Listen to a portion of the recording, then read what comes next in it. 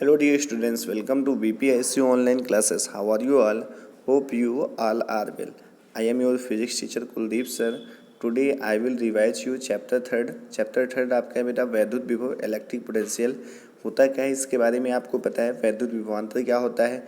वैद्युत क्षेत्र में किसी परीक्षण आवेश को एक बिंदु से दूसरे बिंदु तक ले जाने में किए गए कार्य तथा परीक्षण आवेश का जो अनुपात होता है आपका वैद्युत विभवांतर कहलाता है। इसका जो मात्रक होता है वो आपका होता है जूल पर कूलम या इसी का मात्रक वोल्ट होता है।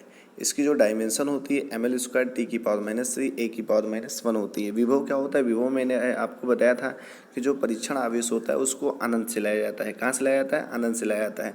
वैद्युत विभव और वैद्युत विभवांतर का मात्रक दोनों का सेम होता है। क्या होता है। मात्रक दोनों का सेम होता है वही होगा। उसके बाद मैंने बताया था आपको इलेक्ट्रॉन वोल्ट। अगर आपसे पूछा था कि एक इलेक्ट्रॉन वोल्ट किसका मात्रक होता है तो आप लगाएंगे ऊर्जा का।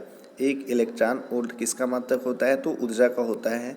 ठीक है। इसकी जो वैल्यू होती है 1.6 × 10⁻⁻19 जूल होती है। ठीक है। बिंदु आवेश के कारण किसी बिंदु पर वैद्युत विभव आपको पता है मैंने निकाला था, प्रूफ आया था V = 1/4πε0 Q/r आया था। समविभव पृष्ठ क्या होता है। समविभव पृष्ठ यानी ऐसा पृष्ठ जिसके प्रत्येक बिंदु पर विभव समान होता है समविभव पृष्ठ कहलाता है। समविभव पृष्ठ से गुजरने वाली जो बल रेखाएं होती कैसी होती हैं तो आपको याद रखना है समविभव पृष्ठ से गुजरने वाली जो वैद्युत बल रेखाएं होती हैं वो आपकी लंबवत होती हैं। आपको इसको याद रखना है अच्छे से एकदम। ठीक है। समविभव पृष्ठ से गुजरने वाली जो वैद्युत बल रेखाएं होती कैसी होती है लंबवत होती हैं। वैद्युत स्थिर ऊर्जा का आपको फॉर्मूला पता है U = 1/4πε0 Q1 Q2/r होता है। विभव प्रवणता आपको पता है। विभव प्रवणता बराबर होता है -ΔV/ΔX। विभव प्रवणता तथा वैद्युत क्षेत्र की तीव्रता में संबंध भी आपको पता है। E = होता है -ΔV/ΔX। विभव प्रवणता का यहाँ से मात्रक निकालते हैं हम लोग वोल्ट पर मीटर। डायमेंशन निकालते हैं mLT⁻³ A⁻1। उसके बाद वैद्युत द्विध्रुव के कारण वैद्युत विभव अच्छी स्थिति के लिए आपको पता है होता है V = 1/4πε0 P/r² और निरक्षीय स्थिति में क्या होता है 0 होता है। उसके बाद एक समान बाह्य वैद्युत क्षेत्र में वैद्युत द्विध्रुव को घुमाने में किया गया कार्य आपको पता है क्या होता है। W = आपका होता है Pe1 - cos θ। इसकी दो कंडीशन होती है। पहली कंडीशन होती है कि जब संबंध यानी आपका पहला होता है जब लंबवत हो, दूसरा क्या हो समांतर हो, तीसरा आपका हो सकता है जब 180 डिग्री का कोण हो तो उस हिसाब से आप निकाल सकते हैं ना। दो वैद्युत द्विध्रुवों की पारस्परिक वैद्युत स्थिर ऊर्जा तथा उनके बीच बल।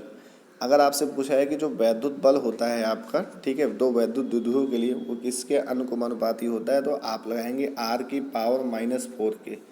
r⁻⁻4 है तो उसमें लगाएंगे। अगर 1/r⁴ है तो उसमें लगा देंगे ना। दोनों में से कोई भी मिल जाएगा तो आपको उसमें टिक करना है।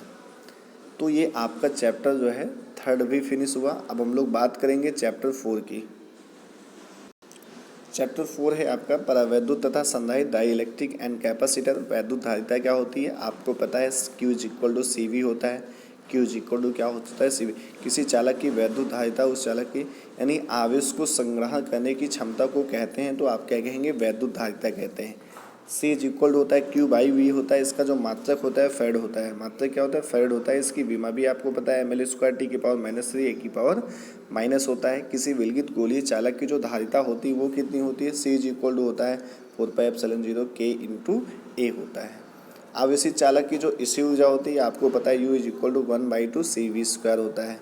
दो आवेशित चालकों को एक दूसरे से जोड़ने पर आवेशों का पुनर्वितरण होता है ना, उभयनिष्ठ विभव। आपने इसका फॉर्मूला निकाला था। फॉर्मूला तो आपसे डायरेक्ट पूछा नहीं जाएगा, बहुत बड़ा फॉर्मूला इसका है। संधारित्र क्या होता है। संधारित्र एक ऐसा समायोजन होता है जिसमें किसी चालक के आकार परिवर्तन किए बिना उस पर आवेश की पर्याप्त मात्रा संचित की जा सकती है। संधारित्र का सिद्धांत प्रिंसिपल ऑफ कैपेसिटर आपको ये पता है, कोई दिक्कत नहीं ना।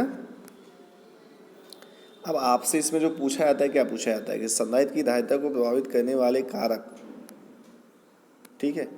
संधारित्र की धारिता को प्रभावित करने वाले कारक कौन कौन से हैं। अगर आपसे पूछा निम्न में से कौन संधारित्र की धारिता को प्रभावित नहीं करता है तो अगर आप पहला ऑप्शन रहेगा प्लेटों का क्षेत्रफल, प्लेटों के बीच की दूरी, तीसरा ऑप्शन रहेगा प्लेटों के बीच के माध्यम पे और चौथा आपका रहेगा प्लेटों के आवेश पे। तो आवेश तो फॉर्मूले में होता नहीं तो आप किस पे लगाएंगे आवेश वाले पे आपको टिक लगा देना है। परावैद्युत सामर्थ्य, भंजक विभवांतर, समांतर प्लेट संधारित्र की धारिता आपको पता है C = होता है के ए एप्सिलॉन 0/d होता है। ठीक है। और समांतर प्लेट संधारित्र की धारिता जब उनकी प्लेटों के बीच आंशिक रूप से परावैद्युत पदार्थ रखा हो, ये फॉर्मूला है। ठीक है। और संधारित्रों के संयोजन, श्रेणी क्रम संयोजन। अच्छा, आप ये बताएंगे कि संधारित्रों को संयोजन, श्रेणी क्रम संयोजन में क्या समान होता है? तो आपका रहेगा विभवांतर, धारिता, ठीक है, आवेश।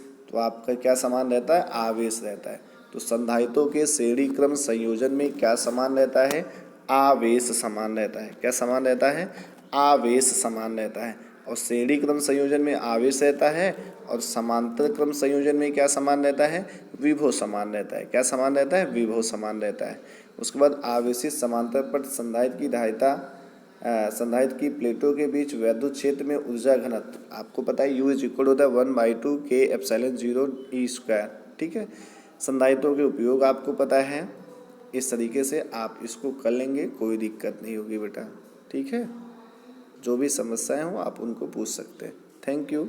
Stay home, be safe, keep studying.